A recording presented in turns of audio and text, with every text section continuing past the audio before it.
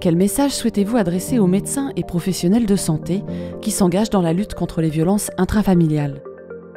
La question des violences faites aux enfants, c'est évidemment une des préoccupations majeures de mon secrétariat d'État, une de mes préoccupations majeures depuis ma nomination.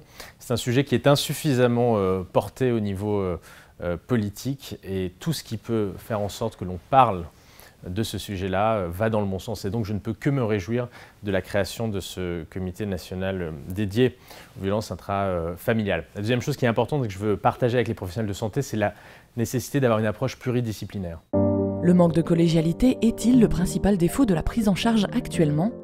C'est ça qui m'a frappé depuis 16 mois, c'est l'absence de culture commune entre toutes les personnes qui interviennent auprès de l'enfant, que ce soit les professionnels de santé, mais je pense aussi aux professionnels de la justice, par exemple.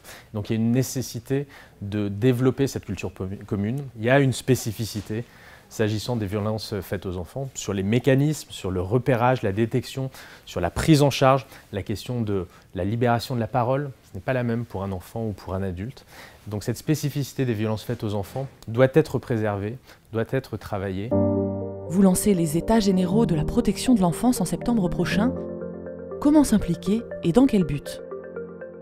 Effectivement, j'ai annoncé pour la rentrée des États généraux sur les violences faites aux enfants. Ça doit être un point de convergence de l'ensemble des acteurs qui luttent contre les violences faites aux enfants, parmi lesquels les professionnels de santé.